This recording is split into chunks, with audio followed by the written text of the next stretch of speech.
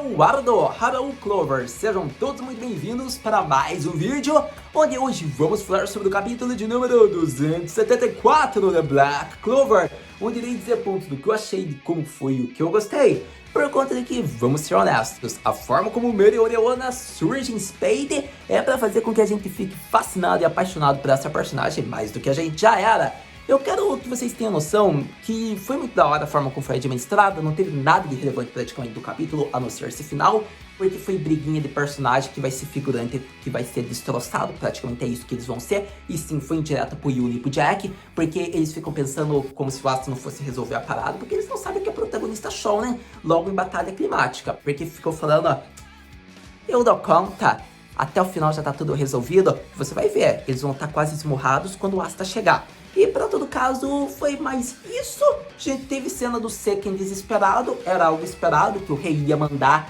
ele praticamente ir para Spade para mostrar a força da realeza do escolhido, do guardião, do mago de Senior de Level 1. E praticamente é isso. Shinzo Sazageyo, meu querido Seiken, meu querido Burrari Seiken. Porque praticamente foi o que o Nahato disse para você. Dedique seus corações. Shinzo Sazageyo. Então, praticamente é isso, né? A gente vai ver o Seiken Shinzo Sazageyo. Eu falei 3 vezes, mas porque eu tô muito na vibe Shingeki, desculpa. E acontece que a gente vai ver isso. O Seiken vai com tudo, vai mostrar o poder do protagonismo roubado. E vamos ver se ele vai conseguir salvar Yami e nosso querido Vejance. Para todo caso, não teve mais nada relevante, só foi isso. Mas vocês sabem que eu gosto de ressaltar o capítulo, falar de uma ceninha ou outra que eu achei relevante, que eu gostei. Então vamos falar do capítulo mais recente de Black Clover, que deveria ficar conhecido como a infiltração, a guerra, a batalha em Spade finalmente começou. E eu diria que a partir de agora vamos falar mais do capítulo, que rolou, já uma visão superficial bem rápida de tudo, para daí a gente já chegar, né, no ponto final de como se encerrou o capítulo na Mereoreona. Então, praticamente o início mostra os escolhidos, Nahato chegou, as perguntas, cadê o baixinho fã de freira, cadê o baixinho capetado, cadê o Asta, e acontece que ele fala que daqui 40 capítulos, 50, ele volta bem full power, poderoso, salvando todas, então acontece que até lá eles vão ter que esperar, e a gente vê que praticamente ocorre de ter personagens familiares, mas bem inusitados naquele cenário, e são os membros do Byakuya. E o mais interessante da cena é que tanto a Sari como o supervisor do departamento científico de Clover está ali, porque mostra que eles confeccionaram, produziram os uniformes do Royal Knights 2, e é interessante porque a gente vê que possivelmente a Sari vai participar, pelo menos é isso que a gente entende, tanto ela como os outros membros. E é interessante que ele deveria estar explicando as funções do uniforme, caso eles não vão. E o supervisor, ele está ali, confirma que o episódio filler meio canon era realmente algo que é oficial, aconteceu na obra, foi confirmado por esse momento, por esses personagens. Ele já tinha aparecido no anime. Quem não acompanha o anime não deve se recordar desse personagem. É um personagem único, é um personagem novo, que foi criado a partir daquele episódio meio filler, meio canon, digamos que para mostrar a confecção dos itens mágicos que a Sari e eles estavam produzindo. Então é interessante porque aquele episódio que não teve nada tão relevante se tornou canônico graças a essa cena que foi mostrada, da confecção, da projeção das vestimentas que eles estão usando dos Cavaleiros de Clover. Então eu elogio, dou parabéns, eu gosto desse tipo de cena, mostra que é uma exclusividade para quem acompanha o anime em todos os momentos, não importa se é fidelidade extremamente ao mangá, não importa se é meio canon, meio filler. Eu acho que é interessante e relevante essa cena porque confirma algo que a gente acompanhou na época que foi mostrado. Eu gosto desse tipo de coisa, não é só pra Black Clover, quando diversas obras shonen têm um período meio canon, meio filler, mas apresenta esse episódio, ele pode se tornar importante como se tornou agora, porque esse personagem ele já é conhecido pra gente que é fã realmente de Black Clover, pra gente que acompanhou pelo anime. Então eu achei interessante ele ter aparecido ali, e fica interessante porque se ele vai aparecer daí na adaptação, acredito eu, porque vai ser adaptado a esse momento.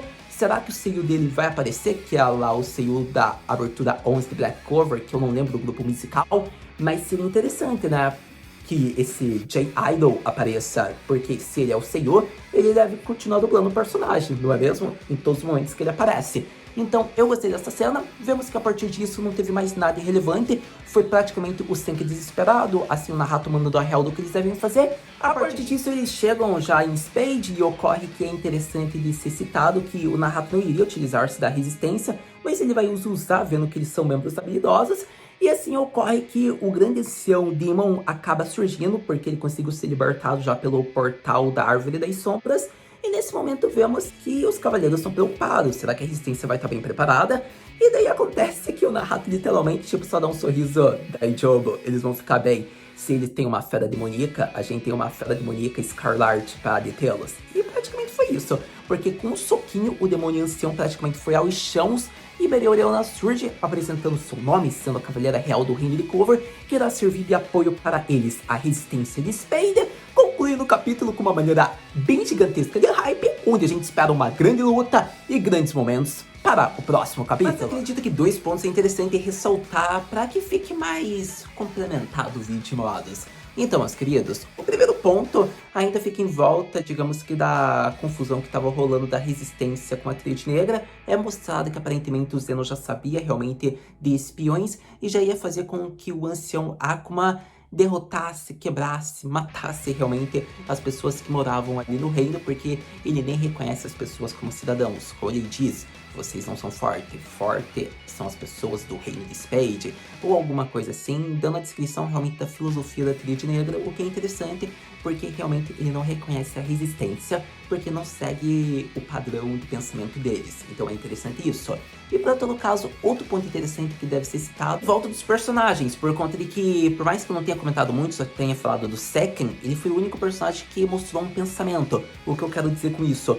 Por exemplo, a gente teve até interação de alguns personagens, mas personagens que talvez fosse esperado um tipo de pensamento, eu vou salvar o Yami ou alguma coisa clássica que a gente já esperava por conta dos capítulos anteriores, não teve. Por exemplo, a Charity poderia ter, digamos, um momento estático, a gente não viu nenhum pensamento dela, talvez porque seria muito repetitivo, o autor quis evitar, talvez porque ele já quis prolongar, já fazer logo de uma vez por todas o começo das batalhas.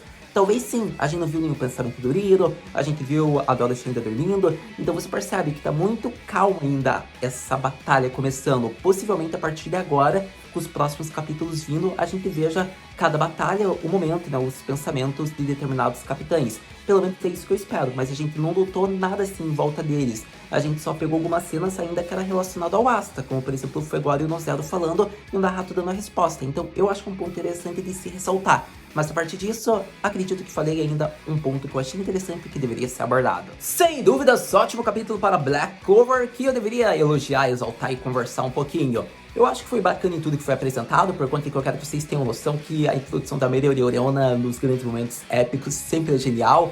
Eu acho que foi interessante a forma como mudaram o design dela, continua como uma das personagens mais beldades, milfs dos animes, de Clover mais ainda.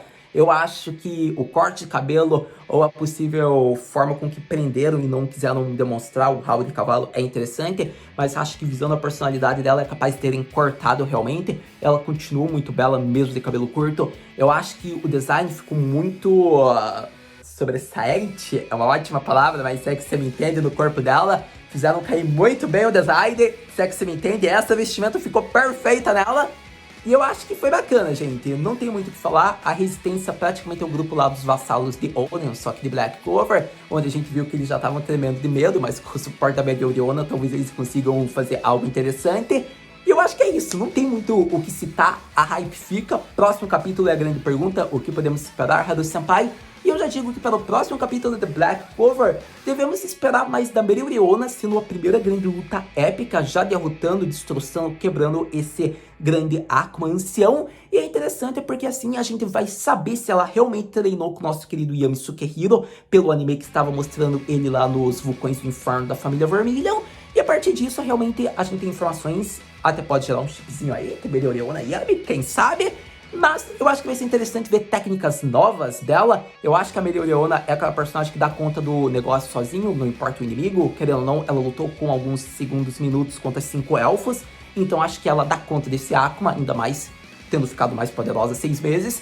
Eu acho que vai ser bacana porque provavelmente vai mostrar também os outros cavaleiros indo para os locais designados. Eu acho que vai ser bacana se seguirem o plano, se realmente for isso. O Nahato separá-los e a gente vê o Yuno lá com o servo dele indo para um local, o Nahato indo para outro local, o ponto central com o Fueguarion, e o Nozero também indo para outro ponto. Eu acharia interessante, ainda mais o Nozero porque eu quero vê-lo enfrentando a Vanica. Eu acho que seria muito interessante. Então eu espero que o Tabata Sensei pegue meio que a vibe Oda Sensei e consiga administrar várias batalhas já ocorrendo. Vai ter seu foco, mas também já não vai ser tudo em grupinho, vai ser meio que separado. Eu acho que seria mais bacana. mas a gente vai ter que esperar pra ver. Uma coisa a gente sabe, que deve rolar muita hype, e mais personagens devem surgir a partir do próximo capítulo, e se não for no próximo, a gente vai ver realmente as lutas já acontecendo dos personagens que já apareceram, já surgiram, e assim a gente fica empolgado para o próximo capítulo. Você já sabe, lançando o próximo capítulo, eu venho aqui exaltar os pontos que eu mais gostei. Então, a gente se vê no próximo vídeo de Black Clover.